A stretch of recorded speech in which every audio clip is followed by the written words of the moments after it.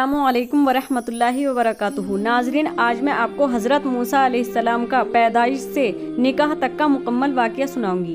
تو چلیے سنتے ہیں۔ واقعہ کچھ اس طرح ہے کہ جب حضرت ابراہیم علیہ السلام کے بعد یعقوب علیہ السلام تک ان کی اولاد کنعان ہی میں آباد رہی، پھر یوسف علیہ السلام اپنے بھائیوں کے حسد کی وجہ سے بظاہر غلام بن کر مصر میں تشریف لائے۔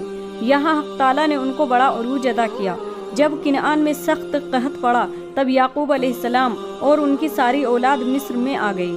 ان سب کو خدا نے بڑھاوا دیا اور چند صدیوں میں مصر میں ان کے لاکھوں آدمی ہو گئے، اور اسی عرصے میں وہاں اسرائیلیوں کا بڑا دبدبا رہا۔ یوسف علیہ السلام والا فرعون اور اس کے ساتھی مر کھپ گئے اور ملک مصر میں بد نظمی پیدا ہو گئی۔ ولید ابن مصعب جو سیدنا موسیٰ علیہ السلام کا فرعون ہے، شہر اصفہان کا ایک غریب افطار تھا۔ جب اس پر بہت قرض ہو گیا تو اصفہان سے بھاگ کر شام پہنچا، لیکن وہاں کوئی ذریعہ معاش ہاتھ نہ آیا۔ تب وہ روزی کی تلاش میں مصر آ گیا۔ یہاں اس نے دیکھا کہ گاؤں میں تربوز بہت سستے بکتے ہیں اور شہر میں مہنگے۔ دل میں سوچا کہ یہ نفع بخش تجارت ہے، چنانچہ اس نے گاؤں سے بہت سے تربوز خریدے، مگر جب شہر کی طرف چلا تو راستے میں چنگی والوں نے کئی جگہ اس سے محصول لیا۔ بازار آتے راتے اس کے پاس صرف ایک تربوز بچا، باقی سب محصول میں چلے گئے۔ یہ سمجھ گیا کہ اس ملک میں کوئی شاہی انتظام نہیں، جو چاہے حاکم بن کر مال حاصل کرے۔ اس وقت مصر میں کوئی وبائی بیماری پھیلی ہوئی تھی، لوگ بہت مر رہے تھے۔ یہ قبرستان میں بیٹھ گیا اور کہا، میں شاہی افسر ہوں، مردوں پر ٹیکس لگا ہے، فی مردہ مجھے 5 درہم دو اور دفن کرو۔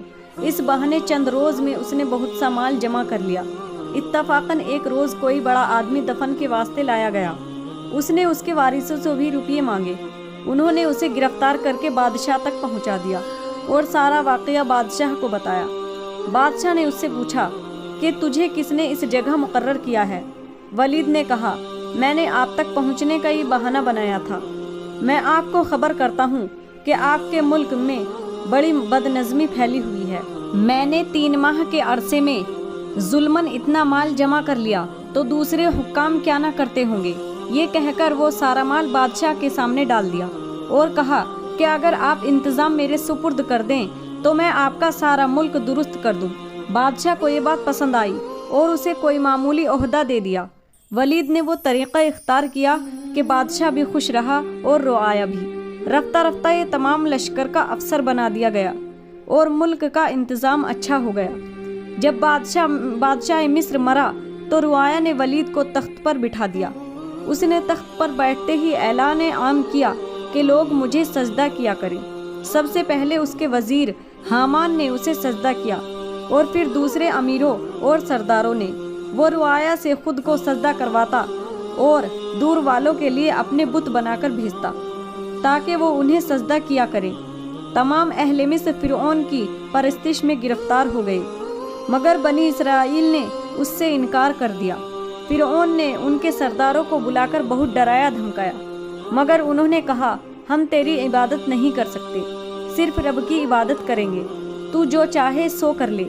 فرعون غصے میں آ گیا اور دیگوں میں زیتون کا تیل اور گندھک کھولا کر بنی اسرائیل کو ڈالنا شروع کیا۔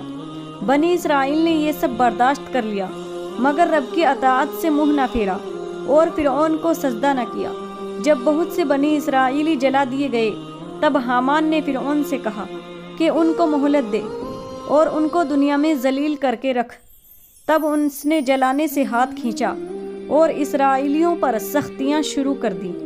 اس زمانے میں فرعون نے خواب دیکھا کہ بیت المقدس کی طرف سے ایک آگ آئی جس نے تمام قبطیوں اور فرعونیوں کو جلا ڈالا، مگر اسرائیلیوں کو کوئی نقصان نہ پہنچا۔ اور پھر دیکھا کہ بنی اسرائیل کے محلے سے ایک بڑا اژدہا نکلا جس نے اس کو تخت سے نیچے ڈال دیا۔ اس نے تعبیر بتانے والے کو بلایا، اس خواب کی تعبیر پوچھی۔ انہوں نے کہا، اے فرعون، بنی اسرائیل میں ایک لڑکا پیدا ہوگا جو تیری حکومت کے ٹکڑے اڑا دے گا۔ اس نے فوراً کوتوالے شہر کو بلا کر حکم دیا کہ 1000 سپاہی ہتھیار بند اور 1000 دائیاں بنی اسرائیل کے محلے میں مقرر کر دو، تاکہ جس گھر میں لڑکا پیدا ہو اسے قتل کر دیا جائے۔ چند سال میں بنی اسرائیل کے 12,000 بچے، اور ایک روایت میں ہے کہ 70,000 قتل کرا دیے گئے اور 90,000 حمل گرا دیے گئے۔ خدا کی شان، بنی اسرائیل کے بوڑھے بھی جلدی جلدی مرنے لگے۔ تب قبطیوں نے فرعون سے درخواست کی کہ بنی اسرائیل میں موت کا بازار گرم ہے اور ادھر ان کے بچے قتل کیے جا رہے ہیں۔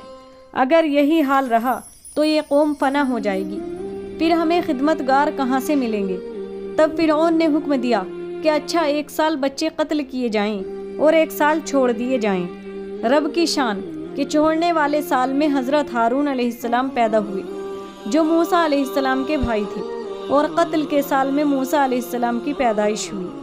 لاوی بن یعقوب علیہ السلام کی اولاد میں حضرت عمران اپنی قوم کے سردار تھے۔ ان کی بیوی کا نام یوحانز تھا۔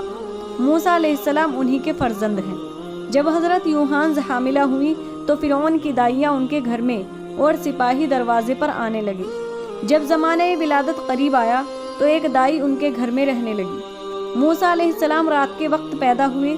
فرعون کی دائی ان کو دیکھ کر بے اختیار ان پر عاشق ہو گئی، کیونکہ اللہ تعالیٰ نے موسیٰ علیہ السلام کو محبوبیت عامہ بخشی تھی۔ دائی نے ان کی والدہ سے کہا کہ کسی صورت اس کو قتل ہونے سے بچاؤ۔ یہ کہہ کر ایک بکری کا بچہ ذبح کیا ہوا ایک ہانڈی میں ڈال کر سپاہیوں سے کہا کہ اس گھر میں ایک لڑکا پیدا ہوا تھا، میں نے ذبح کر دیا ہے، دیکھو میں اسے دفن کرنے جنگل لیے جا رہی ہوں۔ سپاہیوں نے اس پر اعتبار کیا اور مزید تحقیق نہ کی۔ موسیٰ علیہ السلام اپنے گھر پرورش پاتے رہے، مگر نجومیوں نے فرعون کو خبر دے دی تھی کہ بنی اسرائیل میں وہ بچہ پیدا ہو چکا ہے۔ فرعون اس خبر سے سخت پریشان ہو گیا اور کوتوال کو سخت تنبیہ کی۔ کوتوال نے سپاہیوں پر سختی کی۔ انہوں نے کہا ہم نے بہت کوششیں کی، ان کے بچے کو قتل کیے، مگر عمران کے لڑکے کو اپنے ہاتھ سے نہ مارا، صرف دائی کے کہنے پر اعتبار کر لیا۔ کوتوال نے کہا فوراً اس گھر کی تلاشی لو اور بلا تعمیل گھس جاؤ۔ سپاہی بے پردہ حضرت عمران کے گھر میں گھس آئے۔ اس وقت موسیٰ علیہ السلام اپنی بڑی بہن مریم کی گود میں تھے۔ مریم نے یہ ماجرا دیکھ کر انہیں فوراً ایک بھڑکتے ہوئے تنور میں اس طرح ڈال دیا کہ سپاہیوں کو خبر نہ ہوئی۔ مریم نے خیال کیا کہ اگر پولیس نے بچے کو دیکھ لیا تو اس کے ساتھ ساتھ ہم سب کو قتل کر ڈالیں گے۔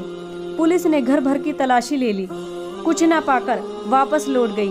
والدہ نے مریم سے پوچھا کہ موسیٰ کہاں ہے؟ اس نے سب ماجرا کہا۔ ماں غم سے تڑپ گئی۔ تنور پر جا کر دیکھا کہ آگ کے شعلے نکل رہے ہیں، مگر موسیٰ علیہ السلام بدستور امن و امان میں ہیں۔ یہ موسیٰ علیہ السلام کا دعوی نبوت سے پہلے کا معجزہ ظاہر ہوا۔